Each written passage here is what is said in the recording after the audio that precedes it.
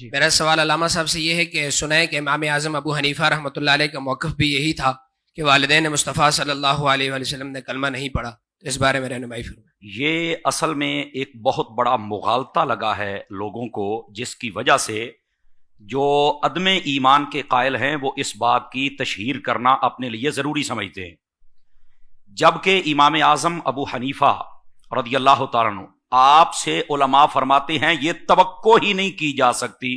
اس بات کو علامہ طحطاوی رحمۃ اللہ علیہ نے لکھا ہے کہ یہ آپ پر افتراء اور جھوٹ باندھا جاتا ہے، آپ سے یہ توقع ہی نہیں کہ آپ نبی پاک صلی اللہ علیہ وسلم آپ کے والدین کے لیے کوئی ایسا نظریہ پیش کریں، چونکہ امام اعظم وہ ہیں کہ جب بندہ 4 رکعتوں والی نماز پڑھ رہا ہو، اگر 2 رکعتیں پڑھ کے جب بیٹھتا ہے اتحیات پڑھ کے ساتھ میں درود پاک پڑھ لے تو امام اعظم فرماتے ہیں کہ اس پر سجدہ صاحب لازم آ جاتا ہے۔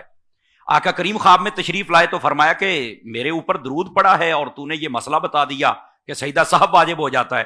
فرمایا حضور اس لیے نہیں کہ اس نے درود پڑھا ہے، اس لیے کہ درود آپ پہ پڑھتا اور بھول کے پڑھ رہا ہے، اس لیے میں نے یہ مسئلہ کہا ہے کہ بھول کر حضور کی ذات پہ درود نہیں پڑھنا۔ تو جو اتنی احتیاط والے ہوں ان سے یہ توقع نہیں کی جا سکتی، پہلی بات یہ ہے۔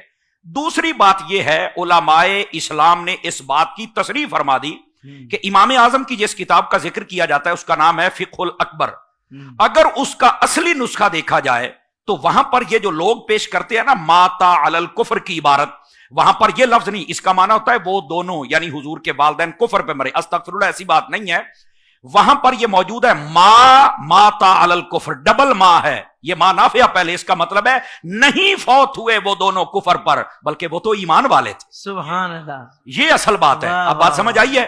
یہ 2 ماں تھی، ایک ماں کو مٹا دیا اور بعد میں پھر آ کے اپنے ماں کا شور مچانا شروع کر دیا۔ اب بات سمجھ آئی آپ حضرات کو؟ تو اصلی نسخے کے اندر ماتا علی الکفر یہ موجود ہے، اور یہاں پر ایک فنی اعتبار سے پکڑ بھی ہوتی ہے۔ اگر کوئی بفرض محال کہے کہ یہ موجود ہے پھر بھی یہ بات امام اعظم کی طرف نہیں منسوب ہو سکتی۔ کیوں؟ اس لیے جس زمانے میں حضور کے والدین نے پردہ فرمایا اس کو زمانہ کفر نہیں تم کہہ سکتے ہو، تو یہ کہنا کہ وہ کفر پہ فوت ہوئے یہ امام اعظم کہہ ہی نہیں سکتے۔ اس کی وجہ یہ وہ زمانہ کفر نہیں ہے، وہ زمانہ فطرت ہے، یا زیادہ سے زیادہ زمانہ جہالت ہے، اور یہاں لفظ کفر کے ہیں۔ امام اعظم سے اتنا بڑا تسامح ہو کیسے سکتا ہے؟ اب بات سمجھ آ رہی ہے میری بات کی؟ تو یہ اس اعتبار سے بھی غلط ہے۔ اور پھر یہاں پر ایک چوتھی بات بھی سماعت فرمائے، بعض علماء نے اس بات پر بھی تصریحات فرمائی ہیں، لکھا ہے، تحقیقات کی ہیں کہ یہ فقہ الاکبر، اور بعضوں نے کہا کہ امام شافعی، امام مالک، امام احمد بن حنبل اور ساتھ ہی امام اعظم انہوں نے اپنے ہاتھ سے کوئی اپنی کتاب نہیں لکھی جو اب تک اسی طریقے پر مارکیٹ میں موجود ہو۔ یہ بھی اختلاف موجود ہے۔ تو اگر یہ اختلاف ہے تو اس کا مطلب ظن غالب ہے کہ اگر کوئی تھوڑی بہت کتاب موجود بھی ہو تو اس میں کوئی تدلیس بھی کر سکتا ہے۔ تو امام اعظم کی طرف اس بات کو منسوب نہ کیا جائے، چونکہ یہ پایہ تکمیل تک ثبوت اور دلائل کی دنیا میں پہنچتی ہی نہیں ہے۔ امام اعظم ابو حنیفہ رحمۃ اللہ علیہ آپ کی ذات اقدس بڑی وراء الورا ذات ہے۔